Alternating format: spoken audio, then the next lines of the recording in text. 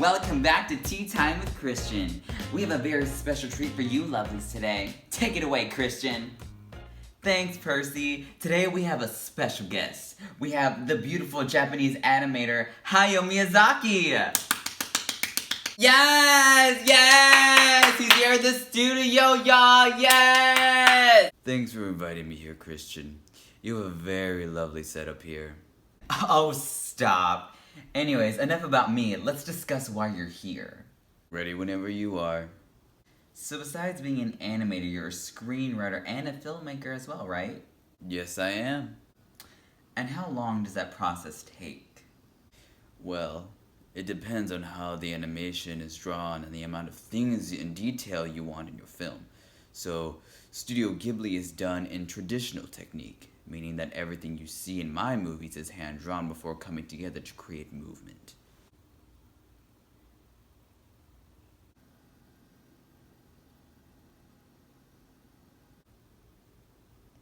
Are you okay? I'm in shock. Like, isn't that exhausting?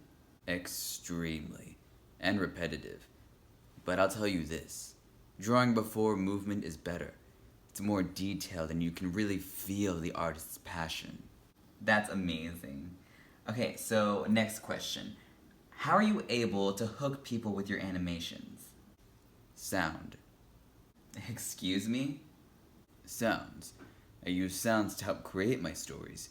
If you notice, my films have a certain sound at the beginning to give you a feel of what's going to happen. If you start abrupt with nothing, well, then you'll only have 12 seconds to respond quickly to the movie. I want people to really feel what's going to happen in my movies. That is freaking awesome. Also, can you tell us what the process is like? Very tiring. The whole team will spend hours trying to finish the animation. By the end of the day, I'll go home to bed. I have to be back in the office in like 3 to 4 hours. Oh, like, that is so crazy to think about. Okay, so next question. So my favorite movie by you is Ponyo. Can you tell us what your inspiration for making that movie was? Well, at first, I hadn't even thought of this movie being about a goldfish. I thought of a frog. See, I've always loved the tale of The Little Mermaid, and I didn't want to take any ideas from it, so I haven't watched it in a long time. That's one of my favorite movies! OMG, me too! So, who exactly were you aiming for when you made this movie? Well, this movie is meant for everyone. It's fun, adventurous, and a very sweet story.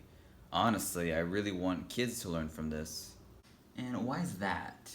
Well, nowadays, kids are always on their Apple phones, smart patch, Twitch switches, and I want to show them that there's more to life than just electronic devices. In Ponyo, it mainly focuses on the joys and adventure of being a child. Go outside and play and explore, and also make sure to pick up your trash. Is there another theme? Oh yes.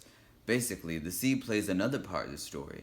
In the movie, you can see trash swimming or being dumped in the ocean, and how much worse the ocean gets once more trash is being added. I want both kids and adults to understand that polluting is bad and that maybe one day, it could turn against us. What a theory. We love theories on the show. I have more, tea for you. More tea from the man himself? Please, do tell. Well, if you think about it, Ponyo and Sosuke are the perfect pair. And why do you say that? Well, Ponyo comes from the sea, Sosuke comes from the land. Both are from different worlds, yet they want to be with each other. That just goes to show that opposites attract, and even though they come from different backgrounds, they'll be willing to do anything to be with each other. That also shows a strong companionship. Wow, I never would have thought of that. Well, is there anything you'd like to tell the lovely people out there today? Well, I just have to say thank you so much for having me. Your show really brings out so much life and clearly shows that you have such a creative mind. So I'll leave you with this.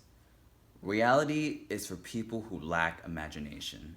And let me tell you this, Christian. You're a very imaginative person.